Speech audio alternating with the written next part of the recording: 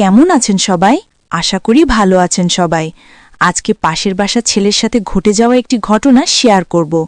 ভিডিওটি প্রথম থেকে শেষ পর্যন্ত দেখুন। পুরো ভিডিও না দেখলে কিন্তু ভালো লাগবে না। শেষ পর্যন্ত না দেখে যদি ভালো না লাগে তাহলে কিন্তু আমার দোষ নেই। চলুন শুরু করি এখন। পাশের বাসায় রায়হান নামে এক ছেলে থাকে। বয়সে আমার চেয়ে অনেক ছোট, কিন্তু খুব ভদ্র, শান্ত আর পরিশ্রমী। ওর বাসায় জায়গা কম। বাবা, মা আর ছোট বোন সবাই এক ঘরে থাকে। হঠাৎ একদিন সন্ধ্যায় বৃষ্টি শুরু হলো। ও দরজায় এসে দাঁড়িয়ে বলল, আপু, একটু বসতে পারি? আমি তখন কাজ করছিলাম। বললাম, বসো রায়হান, বাইরে তো ভিজে যাচ্ছ। ওর মুখে ক্লান্তি, চোখে বিনয়ের ছাপ। সেই একবার বসতে আসা থেকেই হয়তো মানুষের গল্প শুরু হলো। কেউ কেউ বলল, আমি নাকি ওর সাথে ঘনিষ্ঠ। কেউ আবার বলল, ছেলেটা নাকি রাতে আমার ঘরে থাকে। অথচ তারা জানে না সত্যি কত সাধারণ সেই কারণটা। সেদিন ওদের ঘরে কাজ চলছিল, দেয়াল ভাঙছিল, রাতে থাকার জায়গা ছিল না, তাই ও আমার ছোট্ট ঘরের বারান্দায় বিছানা পেতে ঘুমাত। আমি জানতাম কেউ দেখলে কথা উঠবে, তবু ভাবলাম মানুষ তো এমনিতেই কথা বলে, অন্তত এক রাতের আশ্রয় কারো ক্ষতি হবে না। পরদিন সকালে ও চা খেয়ে ধন্যবাদ দিয়ে চলে গেল। আমি ভেবেছিলাম ব্যাপারটা এখানেই শেষ, কিন্তু পরের দিন থেকে গলিতে গলিতে ফিসফাস শুরু হলো, ওই দেখো পাশের বাসার মহিলা আর ছেলেটা। প্রথমে খুব কষ্ট পেয়েছিলাম, পরে বুঝলাম মানুষ যা বুঝতে পারে না তা নিয়েই গল্প বানায়। রায়হান পরের সপ্তাহে আবার এলো, বলল, আপু, মা হাসপাতাল থেকে ফিরেছে, ঘরে এখনো জায়গা হয়নি, কয়েকদিন একটু থাকতে পারি? আমি চুপ করে রইলাম কিছুক্ষণ, তারপর বললাম, তুই তো জানিস মানুষ কথা বলবে। ও নিচু গলায় বলল, আপু, আমি জানি আপনি খারাপ না, আমি শুধু জায়গা চাই। তখন মনে হলো পৃথিবীতে হয়তো এই একটিই বাক্য সত্য, বিশ্বাসী সম্পর্কের সবচেয়ে বড় ভিত্তি। তাই আমি হ্যাঁ বললাম। সেই থেকেই ও কয়েকদিন আমার ঘরে থাকলো, নিজের মতো, চুপচাপ। রাতে বই পড়ে, সকালে বেরিয়ে যায় কাজে। আমি রান্না করি, ও নিজে নিজের খাওয়া নেয়। কোনো কথা নেই, কোনো অস্বস্তি নেই, শুধু এক ধরনের নিশ্চুপ বোঝাপড়া। কিন্তু বাইরে সবাই ভাবে এখানে অন্য কিছু ঘটছে। রাস্তায় বেরোলে কারো চোখে বিদ্রুপ, কারো মুখে ঠোঁটের কোণে বাঁকা হাসি। আমি প্রথমে ভেতরে ভেতরে ভেঙে পড়েছিলাম। তারপর একদিন আয়নার সামনে দাঁড়িয়ে নিজেকেই বললাম, আমি কিছু ভুল করিনি। মানুষ তো শুধু দেখে কে কার সঙ্গে, কিন্তু তারা দেখে না কে কাকে আশ্রয় দেয়। একদিন রাতে বিদ্যুৎ চলে গিয়েছিল, চারপাশে অন্ধকার। রায়হান বারান্দা থেকে বলল, আপু, ভয় পাবেন না, আমি আছি। সেই তিনটি শব্দে যেন পুরো পৃথিবীর নির্ভরতা এসে মিশে গেল। তখন বুঝলাম, জীবনে কখনো কখনো সম্পর্কের নাম দেওয়া যায় না, শুধু অনুভব করা যায়। মানুষ আজও ভাবে আমি ওর সাথে অন্যরকম কিছুতে জড়িত, কিন্তু আমি জানি আমাদের মাঝে যা আছে তা শুধু মানবিকতা। দিনগুলো কেটে যাচ্ছিল একই ছন্দে। রায়হান এখন প্রায় প্রতিদিনই আমার বাসায় থাকে, কারণ ওর ঘরে এখনও কাজ শেষ হয়নি। আমি ভেবেছিলাম কিছুদিনের জন্য, কিন্তু দিনগুলো আস্তে আস্তে সপ্তাহে গড়ালো। সকালেও কাজের জন্য বের হয়, সন্ধ্যায় ফেরে, মাঝে মাঝে বাজার থেকে আমার দরকারি জিনিস নিয়ে আসে। এলাকার মানুষ এখন আরও বেশি তাকায়। কেউ সরাসরি কিছু বলে না, কিন্তু তাদের চোখের ভাষা আমি বুঝি। একা একজন নারী আর পাশের বাসার যুবক, এমন দৃশ্য তাদের কাছে গল্প ছাড়ায় কিছু নয়। অথচ আমি জানি এই ছেলেটা আমার জীবনে কোনো ঝড় আনেনি, বরং একটুখানি শান্তি এনে দিয়েছে। ও যখন চা বানায় তখন আমার মনে হয় বাড়িটা আসলে এখন একটু বেশি জীবন্ত। রাতে কখনো আলো নিভে গেলেও বলে, আপু, আমি বারান্দায় আছি, ভয় পাবেন না। সেই একটুখানি আশ্বাস যেন ঘর ভর্তি নিরাপত্তা এনে দেয়। আমি বুঝি না কেন মানুষ সবসময় সম্পর্কের মধ্যে সন্দেহ খোঁজে, কেন তারা ভাবে একজন নারী আর পুরুষ একসাথে মানেই অন্য কিছু। রায়হান অনেক সময় নিজের গল্প বলে, বাবার অসুখ, টিউশনের টাকা, ছোট বোনের স্কুলের ফি। আমি চুপচাপ শুনি। মাঝে মাঝে মনে হয় আমি যেন তার কথা শুনে নিজের জীবনের একাকিত্ব ভুলে থাকি। আমাদের মাঝে কোনো চাওয়া নেই, কোনো প্রতিশ্রুতি নেই, শুধু একরকম বোঝাপড়া আছে, যেখানে কথা না বললেও কেউ কাউকে বুঝে নিতে পারে। মানুষ বলে আমি বদলে গেছি, হয়তো তাই, কারণ এখন আমার হাসির মধ্যে একরকম প্রশান্তি আছে। রায়হানকে দেখি, ও যখন জানালার পাশে দাঁড়িয়ে আকাশ দেখে, তখন মনে হয় সময় যেন থেমে গেছে। বাইরে যতই গুজব উঠুক, আমার ভেতরে এখন একটাই বিশ্বাস, সব সম্পর্কের নাম দেওয়া যায় না, কিছু সম্পর্ক শুধু থাকা জানে, বাঁচিয়ে রাখে। একদিন আমি বললাম, রায়হান, মানুষ অনেক কথা বলে, তুই কষ্ট পাও না?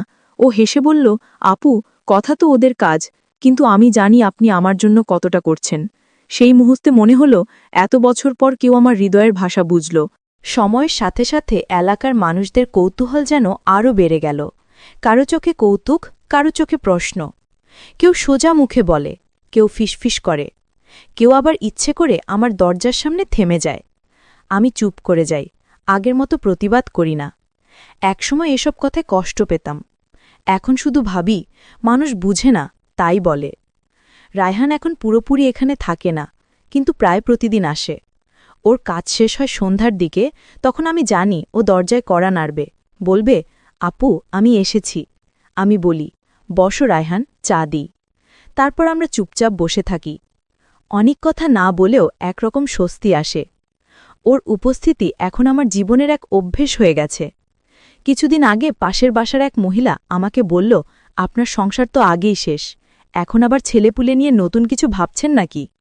আমি কিছু বলিনি, শুধু হেসেছিলাম। তারা ভাবে আমি লজ্জা পাচ্ছি, কিন্তু আসলে আমি করুণা বোধ করি, কারণ তারা জানে না সম্পর্ক মানেই সবসময় ভালোবাসা নয়, কখনো কখনো কৃতজ্ঞতাও একটা সম্পর্কের রূপ নেয়। রায়হান একদিন বলল, আপু, আমি যদি একদিন অন্য কোথাও চাকরি পাই, তখন আপনি একা থাকবেন? আমি চুপ করে বললাম, মানুষ একা হতে শেখে রায়হান, কিন্তু কিছু অভ্যেস সহজে যায় না। ও মুচকি হাসল, সেই হাসিটা মনে গেঁথে থাকে দিনের পর দিন।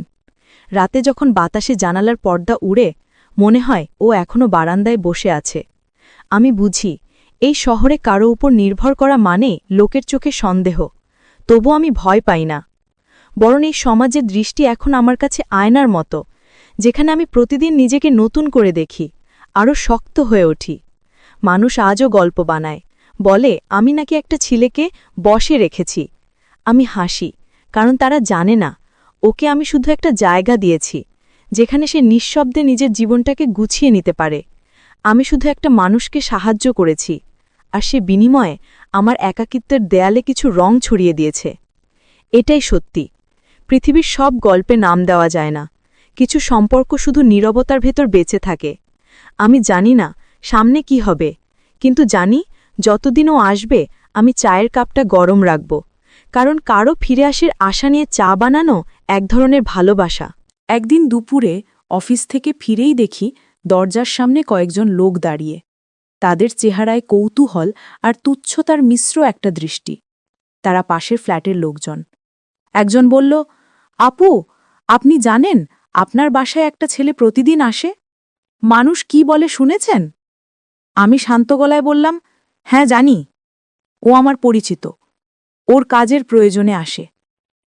কিন্তু তারা হাসল, যেন আমার কথা তাদের কাছে কৌতুক। সেদিন প্রথমবার আমি ভিতরে ভিতরে কেঁপে উঠেছিলাম। মনে হয়েছিল এই সমাজ শুধু দেখতে জানে, বুঝতে জানে না। সন্ধ্যায় রায়হান এলো, মুখটা মলিন। বলল, আপু, আমি আজ অফিস থেকে বের করে দিয়েছে। কেউ এসে বলেছে আমি নাকি আপনার সঙ্গে। বাকিটা বলতে পারল না। আমি ওর মুখের দিকে তাকালাম, বুঝলাম ও কাঁদছে না, কিন্তু ওর চোখের নিচের ক্লান্তি সব বলে দিচ্ছে। আমি চুপ করে বললাম, রায়হান, মানুষ যা দেখে তা বিশ্বাস করে, কিন্তু সব দেখা সত্য নয়। ও বসে রইল অনেকক্ষণ, তারপর ধীরে ধীরে বলল, আমি কোথাও যাচ্ছি না আপু, আপনি চিন্তা করবেন না। আমি বললাম, তুমি থাকবে, কিন্তু এখন থেকে সাবধানে থাকবে। রাতটা যেন নিঃশব্দ ছিল না। বাইরে কুকুর ডাকছিল, বাতাসে কারো হাসির আওয়াজ ভেসে আসছিল। আর আমি ভাবছিলাম, একটা সমাজ কত সহজে কারো চরিত্রকে প্রশ্ন করে ফেলে। পরদিন সকালে অফিসে গেলাম। সবাই তাকাচ্ছে, কেউ কথা বলছে না, কিন্তু তাদের চোখের দৃষ্টি বলছে অনেক কিছু। আমি কফি মেশিনের পাশে দাঁড়িয়ে হঠাৎ শুনলাম দুই সহকর্মী বলছে, ম্যাডামটা নাকি ও ছেলেটার সঙ্গে। আমি বাকিটা শুনিনি, শুধু পেছন ফিরে তাকালাম, তাদের চোখের দিকে সরাসরি তাকিয়ে বললাম, আপনারা কিছু বলছিলেন? তারা চুপ। সেই দিন আমি প্রথমবার বুঝলাম, নীরব থাকা সবসময় ভদ্রতা নয়, কখনো কখনো প্রতিরোধ। সেদিন বিকেলে আমি এলাকার মেয়েদের একত্র করলাম। তাদের বললাম, আমরা সবাই নিজেদের ঘরে লুকিয়ে থাকি, কারণ সমাজ ভয় দেখায়। কিন্তু যদি একদিন সব নারী ভয় পাওয়া বন্ধ করে, তখন সমাজ বদলাবে। তারা তাকিয়ে রইল, কেউ কিছু বলল না। কিন্তু পরদিন থেকেই আর কেউ আমার দরজার সামনে ফিসফিস করেনি। রায়হান পরে অন্য জায়গায় ছোট একটা চাকরি পেল। আমি বললাম, চেষ্টা চালিয়ে যাও, আমি তোমার জন্য প্রার্থনা করব। ও শুধু বলল, আপু, আপনি থাকলে ভয় লাগে না। আমি তখন বুঝলাম, আমি এখন শুধু একজন মানুষ নই, আমি কারো ভরসা হয়ে গেছি।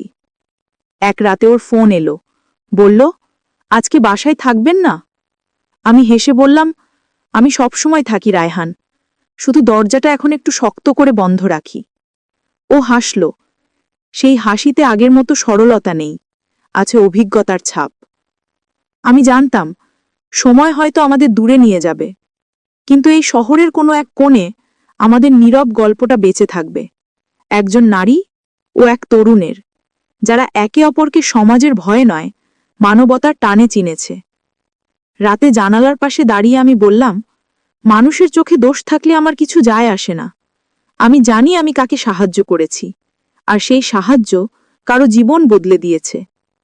এখন মাঝে মাঝে ভাবি, হয়তো একদিন সবাই বুঝবে, একজন নারী কারো পাশে দাঁড়াতে পারে কোনো শর্ত ছাড়াই। ততদিন আমি আমার ঘরের আলো জ্বেলে রাখব, কারণ আলো নিভে গেলে অন্ধকারের মানুষই সুযোগ নেয়। সময় কত দ্রুত চলে যায়, মানুষ টেরই পায় না। একদিন দেখি 4 বছর কেটে গেছে। সেই ঘটনার পর আমি বদলে গেছি। মানুষ এখন আমার দিকে তাকায় অন্য চোখে। আগে যারা ফিসফিস করত, তারা এখন সালাম দেয়, সম্মান দেখায়। কিন্তু সেই দিনের দৃষ্টি, সেই অনিশ্চয়তার মুখগুলো আমার মনে এখনও স্পষ্ট। আমি প্রতিদিন ক্লাস নিই, ছাত্রদের মুখে নতুন প্রজন্মের হাসি দেখি। তবু মনে কোথাও একটা শূন্যতা থেকে যায়। এক বিকেলে অফিস শেষে দরজার সামনে দাঁড়িয়ে ফোনে একটা অচেনা নম্বর দেখি। কলটা রিসিভ করতেই পরিচিত কণ্ঠ। আপু, কেমন আছেন? আমি চুপ করে রইলাম। কণ্ঠটা যেন অনেক দিনের চেনা, কিন্তু তাতে নতুন আত্মবিশ্বাসের ছোঁয়া। আমি বললাম, তুমি রায়হান? হ্যাঁ আপু, আমি।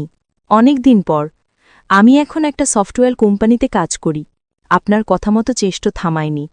আমি চুপ করে হাসলাম। মনে মনে বললাম, আমি জানতাম তুমি পারবে। ও বলল, আপনি না থাকলে হতো না। আপনি বলেছিলেন, আলো খুঁজতে হলে নিজের চোখ খুলতে হয়, আমি সেটাই করেছি। সেই রাতে জানালার পাশে বসে আমি অনেকক্ষণ আকাশ দেখেছিলাম। মনে হচ্ছিল, এই শহরের অগণিত আলোয় কোথাও একটা আলো আমার ছোঁয়া পেয়ে জ্বলছে। কয়েক সপ্তাহ পর এক বিকেলে কলেজ থেকে ফেরার পথে দেখি বড় একটা ব্যানারে লেখা, রায়হান ইনফোটেক, বাংলাদেশের তরুণ উদ্যোক্তা। আমি হাঁটতে হাঁটতে থেমে গেলাম। মানুষ এখন ওর নাম সম্মানের সঙ্গে নেয়, কেউ আর ফিসফিস করে না। আমি জানলাম, সময় আসলে সত্যকে নিজের মতো করে প্রতিষ্ঠা করে নেয়। একদিন দরজার ঘণ্টা বাজল, খুলতেই দেখি ও দাঁড়িয়ে। পরিপাটি পোশাক, শান্ত মুখ, চোখে আত্মবিশ্বাস। ও বলল, আপু, আমি এসেছি আপনাকে ধন্যবাদ জানাতে। আমি অবাক হয়ে বললাম, তুমি এখন ঢাকায়? হ্যাঁ আপু, আমি এখানে অফিস খুলেছি, আর ভাবলাম প্রথম দেখা হোক আপনার সঙ্গে। আমি ওর মুখের দিকে তাকিয়ে রইলাম। সেই ছেলেটি, যে একসময় সবার ভুল বোঝাবুঝির শিকার হয়েছিল, আজ সেই মানুষটি নিজের পরিশ্রমে প্রমাণ দিয়েছে। ও বলল, আপু, আমি যখন হাল ছেড়ে দিতে চেয়েছি, তখন আপনার বলা কথাই মনে পড়েছে। আপনি বলেছিলেন, সাহস হারানো মানে নিজেকে হারানো। আমি থেমে গেলাম। ওর চোখে সেই পুরনো নির্ভরতা, কিন্তু তাতে এখন আছে পরিপক্কতা। আমি বললাম, আমি গর্বিত রায়হান, তুমি সমাজের মুখ বন্ধ করে দিয়েছ। ও হাসল, বলল, আপনি ছাড়া পারতাম না। তারপর কিছুক্ষণ চুপচাপ বসে চা খেল। দুজনের মধ্যে ছিল অদ্ভুত নীরবতা, যেন কথায় নয়, উপস্থিতিতেই সব বলা আছে। ও বিদায় নেওয়ার সময় বলল, আপু, এবার আমি হারিয়ে যাব না, আমি ফিরে এসেছি। আমি বললাম, থেকো রায়হান, কিন্তু এখন আর আমার আশ্রয় লাগবে না, তোমার নিজের আশ্রয় আছে। ও মাথা নেড়ে বলল, তবু আমি জানি, আপনি না থাকলে আমি আজকের আমি হতাম না। ও চলে গেল। আমি দরজার পাশে দাঁড়িয়ে ওর ছায়া মিলিয়ে যাওয়া পর্যন্ত তাকিয়ে রইলাম। মনে হচ্ছিল, এই গল্প শেষ নয়, এটা একটা যাত্রার মাঝপথ মাত্র। একদিন ডাকপিয়ন এসে একটা খাম দিল। ভিতরে একটা চিঠি লেখা, আপু, আমি অফিসে একটা ঘর বানিয়েছি। নাম দিয়েছি আলোর ঘর, কারণ আমি যে আলো পেয়েছি সেটা কোনো বই থেকে না, আপনার সাহস থেকে। আমি চিঠিটা বুকের কাছে চেপে ধরলাম। মনে হচ্ছিল পৃথিবীর সব শব্দ থেমে গেছে, শুধু মৃদু এক শান্তি আমার ভিতর দিয়ে বইছে। আমি জানলাম কিছু সম্পর্ক দূরত্বে নয়, বিশ্বাসে টিকে থাকে। আর আমি গর্ব করে বলতে পারি, আমি এক তরুণের জীবনে আলো হতে পেরেছি। সমাজ যা বলেছিল তা ভুল প্রমাণিত হয়েছে, আর সেই প্রমাণই এখন আমার সবচেয়ে বড় পুরস্কার। বছর 2 পর আমি বদলে গেছি। আমার জীবন এখন স্থির। চারপাশের মানুষ আমায় দেখে নতুন দৃষ্টিতে। আমি এখন কলেজের বাইরে সমাজসেবামূলক কাজ করি, মেয়েদের নিয়ে সেমিনার করি। তাদের বলি, ভয় পেও না, নিজেকে ছোট ভাববে না, সাহস রাখো। সেই এক বিকেলে এক বড় অনুষ্ঠান ছিল, নাম দেওয়া হয়েছে নারী ও আলো। শহরের বড় অডিটোরিয়ামে হল ভর্তি মানুষ। আমি বক্তা হিসেবে আমন্ত্রিত। মঞ্চে উঠে যখন মাইকে কথা বলছি, তখন দেখি দর্শকদের মধ্যে বসে আছে রায়হান। সাদা শার্ট, শান্ত মুখ, ওর চোখে সেই পুরনো শ্রদ্ধা, সেই আলো। আমি থেমে গিয়েছিলাম এক মুহূর্ত। তারপর বলেছিলাম, মানুষ ভুল করতে পারে, সমাজ বিচার করতে পারে, কিন্তু সত্যিকারের সম্পর্ক কখনো মিথ্যা প্রমাণ হয় না যদি সেখানে শ্রদ্ধা থাকে। আমি জানি এই কথাগুলো শুধু ওর জন্য নয়, সবার জন্য। অনুষ্ঠানের শেষে ও আমার কাছে এলো, বলল, আপু, আমি শুনে বুঝলাম আপনি এখনও একই, শুধু আরও শক্ত হয়েছেন। আমি হেসে বললাম, সময় মানুষকে শেখায়, কিন্তু কিছু সম্পর্ক শেখানোর আগেই বোঝাতে পারে। ও বলল, আজ আপনার বক্তৃতা শুনে মনে হলো সেই আলোর ঘর শুধু আমার অফিসে না, আমার ভেতরেও আছে।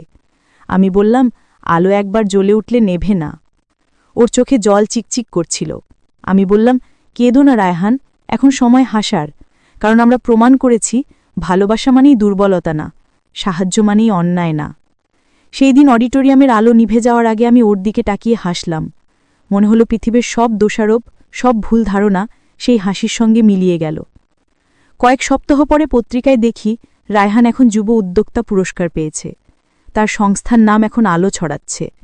সাংবাদিকেরা যখন তার অনুপ্রেরণার কথা জানতে চেয়েছে, সে শুধু বলেছে, এক নারী আমাকে বিশ্বাস করেছিলেন, সেই বিশ্বাসই আমার জীবন বদলে দিয়েছে। আমি সেই খবর কেটে রেখে দিয়েছি। প্রতিদিন দেখি, মনে করিয়ে দিই নিজেকে, মানুষকে ভালোবাসা, তাকে বিশ্বাস করা কখনো বৃথা যায় না। আজ যখন ক্লাসে নতুন প্রজন্মের চোখে দেখি আত্মবিশ্বাস, আমি বুঝি আলো এখন অনেকের মধ্যে ছড়িয়ে গেছে, আর আমি শুধু সেই আলোয় এক বিন্দু হয়ে থেকেছি। এক সন্ধ্যায় জানালার পাশে দাঁড়িয়ে দূরের আলো দেখি, মনে হয় সেখানে হয়তো কোথাও রায়হানও তাকিয়ে আছে আকাশের দিকে। আমাদের গল্পের মতোই সেই আকাশও চুপচাপ, কিন্তু জানে সব। আমি হাসি, জানি এই নীরবতার মধ্যেই আমাদের গল্পটা সম্পূর্ণ হয়েছে। কোনো সম্পর্কের নামের দরকার নেই, শুধু সময়ের পরীক্ষায় টিকে থাকা বিশ্বাসই আসল। আমি ফিসফিস করে বলি, ধন্যবাদ রায়হান, তুমি প্রমাণ করেছ সমাজের দৃষ্টির অপারে একটা সত্যিকারের মানবতা আছে, যাকে কেউ নষ্ট করতে পারে না। আমি বাতি নিভিয়ে ঘরে ফিরে আসি। জানি গল্প শেষ হয়েছে, কিন্তু আলোর পথচলা এখানেই শুরু।